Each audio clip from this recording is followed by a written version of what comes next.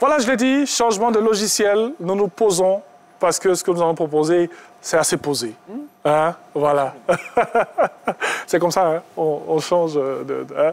Allez, avec vous, très cher Jonathan Naoum, nous allons parler de diététique et bien-être psychologique.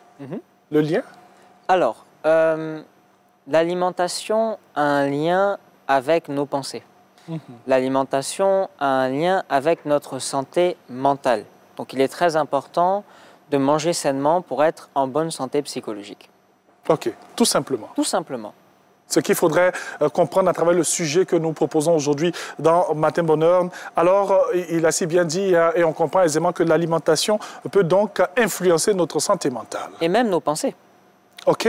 Une personne qui a une alimentation assez riche en végétaux, des fruits, des légumes, du gnangnan, on en a parlé la dernière fois, du guaguassou, tout ça. Personne qui a une alimentation assez crue, pour les fruits, pour les légumes, est une personne qui en général a des pensées assez positives. Parce que récemment j'écoutais une neuroscientifique qui disait que l'état de notre microbiote reflète l'état de notre psychologie. Donc une personne qui mange en général des aliments qui sont frits, fumés, comme je le déconseille assez souvent, eh bien c'est une personne qui a des pensées qui sont assez négatives. Parce que l'aliment est mort, les pensées sont mortes, parce que l'aliment n'a pas d'oxygène. Or le sang, son premier rôle, c'est de faire circuler l'oxygène. Et l'oxygène, il monte au cerveau très vite quand vous avez fini de boire et de manger. Donc il y a une corrélation, il y a un lien très important entre l'alimentation et le bien-être psychologique. Je pense que je suis peut-être un exemple de ce que vous dites, parce que moi, je suis un amoureux de gnagnan. Hein. J'en ai même dans mon frigo quand je quitte ici tranquillement, parce que je pense beaucoup positif. Ouais. Eh bien, absolument. Et vous m'aviez même dit tout à l'heure que vous étiez un buveur de cacao et non pas de café. Non, le café, non. Eh bien, ça nous fait un point commun. Oui. Le cacao, Oui. c'est bon pour la santé cérébrale. Oui. Vous savez d'ailleurs, petite parenthèse, les personnes qui aiment le café en disant « je bois du café pour me réveiller ». Le café, pour 100 grammes de café, vous avez 55 mg de caféine. Pour 100 grammes de cacao, vous avez 65 à 70 mg de caféine. Et contrairement au café, il n'y a pas de pic suivi de crash. Vous avez une légère montée d'énergie. La montée reste monotone et puis ça redescend à partir de 16-17 heures. Tranquillement, vous n'avez pas besoin de reprendre une deuxième tasse, une troisième, puis une quatrième, jusqu'à vous brûler le cerveau. En tout cas, les gens vont vous regarder bizarrement ici. Hein. C'est pas grave, le cacao, c'est l'or de la Le cacao brut. Le cacao, oui. Le cacao... même le chocolat noir, même la poudre de cacao, tant que c'est 100% naturel, c'est parfait. Bien sûr. Alors, donc, si on comprend bien, manger a forcément un impact sur notre humeur. C'est ça. Oui.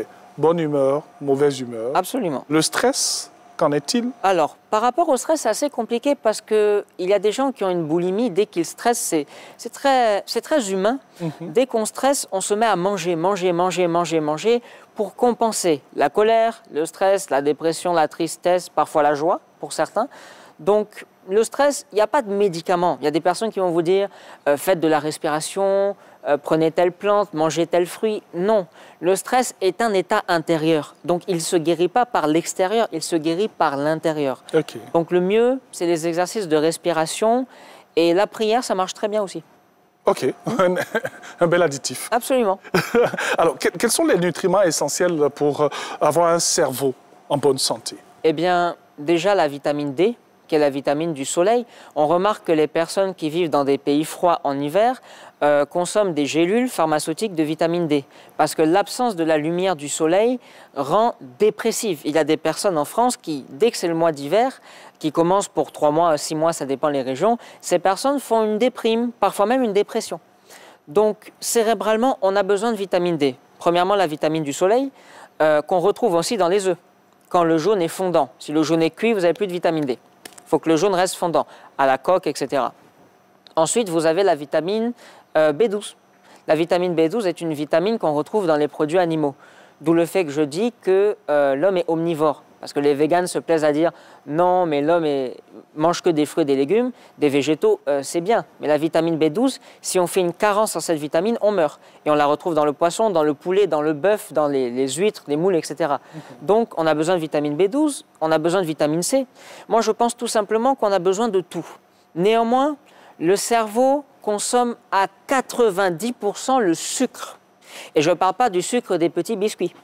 Je parle du sucre de l'igname, du riz, oui. de la tchéké, je parle du sucre des fruits, je parle de tout ce sucre-là naturel, je ne parle pas de sucre transformé, ça le cerveau n'en a pas besoin. Ouais. Ce sucre-là, le cerveau le consomme énormément parce qu'il est très amoureux du sucre. Donc, il faut lui en donner à bonne quantité, avec modération, et vous aurez un cerveau en bonne santé et des pensées saines. Il y a deux mots qui m'ont intéressé dans le questionnaire lorsqu'on le préparait. Mémoire et concentration. Quels sont ces aliments qui stimulent la mémoire et la concentration? Les fruits et les légumes. Okay. Les personnes qui mangent des végétaux sont des personnes qui, en général, ont des métiers très intellectuels. Fruits et légumes, on en a parlé la semaine dernière. Même l'igname, la tchéké, en petite quantité parce que les féculents comme le foutou, le plakali, ça alourdit l'esprit. Donc on peut en manger à midi pour des métiers intellectuels, je cite, mais avec modération et on n'exagère pas. Pour les personnes qui ont besoin d'avoir une très bonne capacité de mémoire et de concentration, pour des étudiants, moi je leur mettrais énormément de fruits, mais des fruits locaux. De la banane, de l'avocat, de l'anacarde. L'amande ne pousse pas ici, je ne vais pas leur donner de l'amande, ni de la pistache, ni de la noisette. Je vais leur donner de l'anacarde, de l'arachide, cru en petite quantité. À côté, je mets de la banane, un supplément d'ananas, de pamplemousse, de clémentine. Ça nourrit le cerveau. Dans la sauce gnangnan, guaguassou, djumblé, feuilles, gombo, on met beaucoup de légumes. Et le soir, on se fait une salade de légumes crus. Et ça stimule le cerveau. On va revenir un peu sur le chocolat. Nous sommes en Côte d'Ivoire, nous sommes producteurs de cacao, numéro 1 mondial. Ça, c'est notre fierté. Voilà, ouais, ça, c'est notre drapeau même. Absolument. Alors, on va revenir sur le chocolat, mais surtout le chocolat noir. Il y a un point qui a été très important, c'est que ce chocolat noir est un antidépresseur. Ce n'est en aucun cas un mythe. Alors, ou bien? Ce n'est pas un mythe parce qu'il y a un producteur de chocolat en France qui a donné un secret. Mesdames, messieurs, quand le conjoint ou la conjointe vous quitte, ou quand vous êtes dans un état de déprime, vous prenez un carré de chocolat, vous le cassez en deux. Si vous le croquez, l'envie de sucre va monter. Et là, vous allez vous taper toute la tablette. Le secret, c'est de le laisser fondre entre la gencive ou la joue. Ça va fondre et ça va vous apaiser. Vous avez, dans le cacao, vous avez la théobromine. Théo, c'est Dieu, broma, c'est nutrition. Ce n'est pas la nutrition divine, mais c'est pour dire que c'est le plaisir. Vous avez la sérotonine, et c'est ça l'antidépresseur. Okay. En fait, la sérotonine est un régulateur d'humeur, c'est un neurotransmetteur qui permet d'apaiser. Donc ce n'est en aucun cas un mythe, mais par pitié, vous ne tapez pas la tablette. Parce que là, vous allez vous faire une crise de foie, pas possible. Bien sûr. Merci en tout cas pour le petit conseil. Absolument. Et vous m'emmenez à saluer nos maîtres chocolatiers que nous avons ici en Côte d'Ivoire, Axel Emmanuel, Miss Kwame et tout. En tout cas, bravo pour le travail que vous faites. C'était la petite digression. On revient dans notre sujet. Et c'est vrai qu'on mange, on consomme, on a une alimentation équilibrée pour certains. D'autres essaient de se débattre entre savoir bien manger et qu'est-ce qu'il faut manger. Mais sans pour autant rentrer dans certaines considérations, on va évoquer un peu le jeûne. Qu'on soit musulman, qu'on soit chrétien, qu'on soit d'une confession religieuse et tout, on aime bien jeûner. Qu'on ne soit peut-être pas d'une confession religieuse, il y en a qui aiment aussi le faire. Alors, quels sont les types de jeûnes qui sont recommandés pour quelles personnes? Pour quel type de personnes? Déjà, je pense qu'il faut regarder par rapport à sa nature. C'est-à-dire qu'il y a des personnes qui supportent très bien le jeûne, tout comme il y a des personnes qui supportent très bien la douleur, et il y a des personnes qui supportent très mal le jeûne. Okay. Par exemple, je suis quelqu'un qui, par nature, ne peut pas sauter un repas. Ça me rend très faible. Énergiquement parlant, je fais une chute d'énergie. Donc, par nature, j'ai toujours besoin de manger. Moi, ça me rend nerveux. Vous, ça vous rend nerveux. Il y a des personnes qui ont besoin de grignoter des fruits, de grignoter un peu de chocolat, qui ont besoin de manger pour stimuler l'énergie. Parce que, par exemple, moi, je suis quelqu'un qui dépense énormément d'énergie.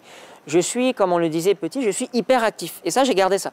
Donc, comme je dépense énormément d'énergie physique et cérébrale, j'ai besoin. Pour une personne qui est plutôt de nature calme, elle peut jeûner. Donc, ça va dépendre en fonction de chacun. Attention, il y a des personnes qui sont hyperactives qui peuvent jeûner. Le jeûne est un message du fond de la nuit des temps pour dire à l'homme « nettoie-toi ». Dans le christianisme, on jeûne, on fait le carême, les musulmans font ramadan, les juifs font aussi leur jeûne, les bouddhistes, Bouddha faisait des jeûnes pas possibles au point même de presque en mourir, Gandhi le faisait aussi, qui est hindouiste. Donc je pense que le jeûne doit se pratiquer en fonction de tests, c'est-à-dire je regarde, si je me sens bien en jeûnant pendant 24 heures, je le fais. Si je ne me sens pas bien, que j'ai une chute d'énergie, je ne maintiens pas ma position de j'ai une chute d'énergie, je vais tomber dans les pommes. Non, il faut que je jeûne parce que je me suis imposé. Non, je mange. Donc il faut écouter son corps. Les personnes en général qui sont malades, qui ont de l'ulcère, qui ont du diabète, qui ont un cancer, on ne jeûne surtout pas. Il faut manger parce que c'est des personnes qui par la maladie sont très affaiblies. Oui. Donc des personnes qui sont plus ou moins en bonne santé, qui ont toute la plénitude de leur santé et de leur mouvement aussi, eh bien ces personnes-là peuvent jeûner. Mais attention, on fait un petit test pour voir comment le corps réagit et ensuite on s'adapte, c'est tout. On va donner pour terminer un petit conseil à toutes ces personnes qui nous suivent en ce moment et qui ont des troubles alimentaires, qui souffrent de troubles alimentaires. Qu'est-ce que vous appelez troubles alimentaires?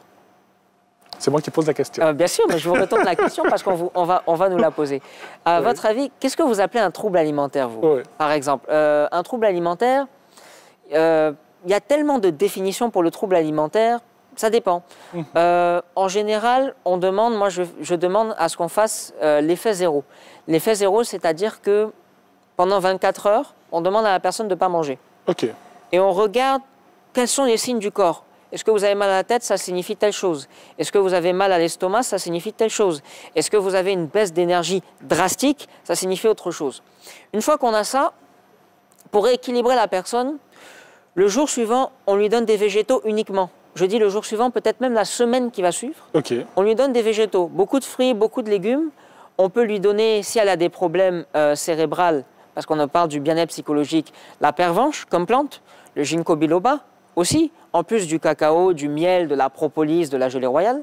Et puis, on regarde à peu près comment le corps va avancer, comment l'esprit aussi, puisque l'être humain est un tout. Donc il y a l'esprit, il y a l'émotion. On doit regarder tout ça. Et par rapport aux résultats, eh bien, nous allons nous adapter au corps de la personne, construire, enlever ce qui n'est pas bon, mettre ce qui est bon, et puis la personne n'aura plus de soucis. Merci beaucoup. Merci, monsieur. Très cher Jonathan Naoum, avec lui, nous sommes tous les jeudis. On parle bien sûr de diététique et de bien-être psychologique aujourd'hui. Vous l'aurez compris, hein, quoi manger, comment manger. Et puis l'alimentation est forcément liée à votre bien-être psychologique pour être en harmonie avec vous et aussi avec les autres. J'aime bien cette formulation-là. Allez, on va terminer cette émission. Vous restez avec nous? Bien sûr, avec grand plaisir. Vous n'avez pas le choix, pour ne pas partir quelque part. Hein. Hassan est là, il ne va pas vous laisser sortir. Je suis menotté. Comment? Emprisonné. Alors, la suite dans cette émission avec, bien sûr, ce que nous avons proposé depuis le début de ce numéro assez spécial, hein, que nous proposons tous les jeudis. C'est assez particulier ce que nous avons tous les jeudis avec notre ami Kobena. Rebonjour. Ça peut aller? Oui, ça va. Qu'est-ce qu'on a, hein?